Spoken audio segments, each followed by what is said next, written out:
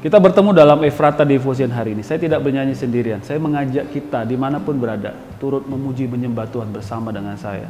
Kekuatan kita ada dalam hadirat Tuhan. Amin. Mari kita menyembah Tuhan.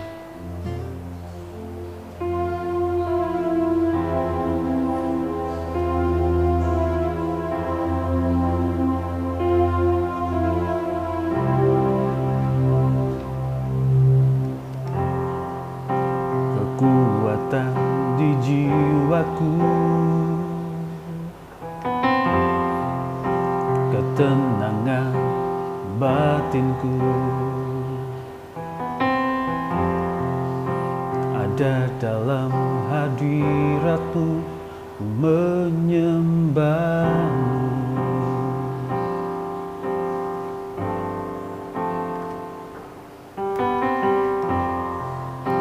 Tersungkurku di kaki-Mu, rasakan hadirat-Mu.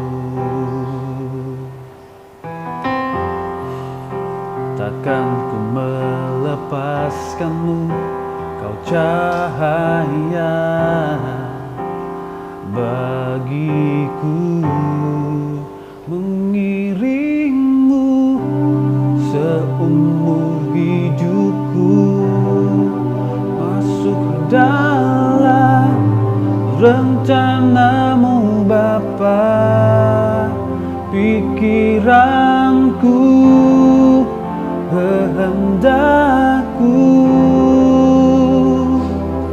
ku serahkan padamu.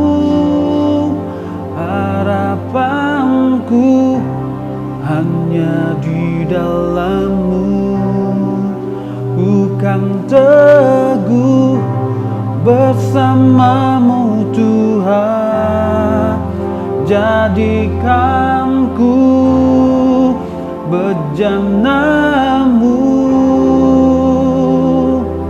untuk memuliakan-Mu.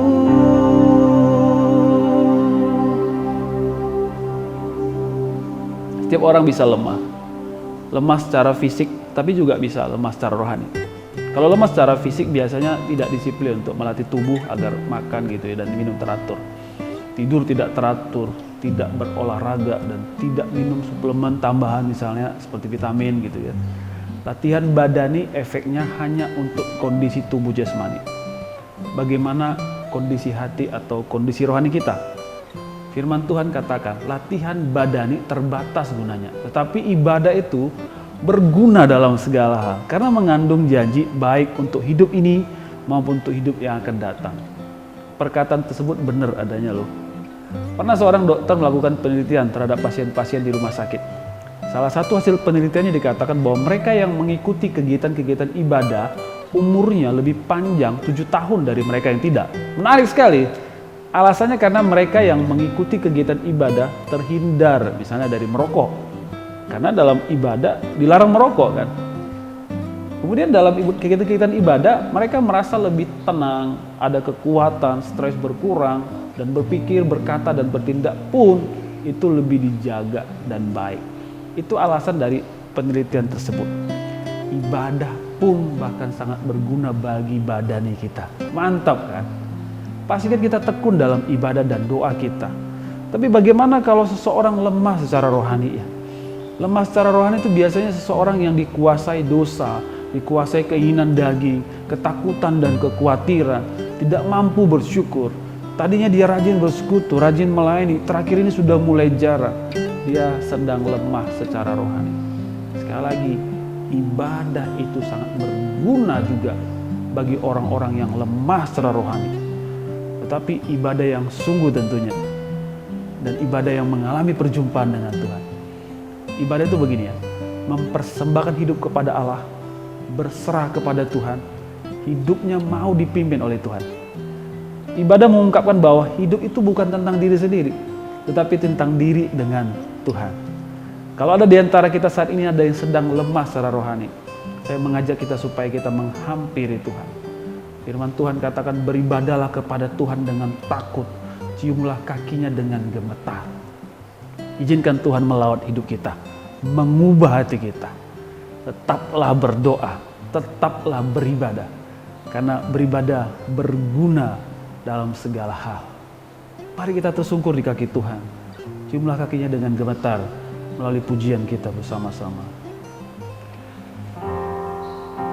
Tersungkurku di kakimu, rasakan hadiratmu. Takkan ku melepaskanmu, kau cahaya bagiku, mengiringmu seumur hidupku, masuk dalam rencanamu tumpah pikiranku, kehendakku ku serahkan padamu, harapanku hanya di dalam-Mu. Ku kan teguh bersama-Mu Tuhan, jadikan ku bejana-Mu untuk memuliakan-Mu. Mari kita berdoa. Tuhan, kami berdoa, kalau kami saat ini ada yang lemah secara rohani, Tuhan tolong kami, supaya kami bisa mau datang beribadah kepada Tuhan. Kami mau membangun hubungan dengan Tuhan.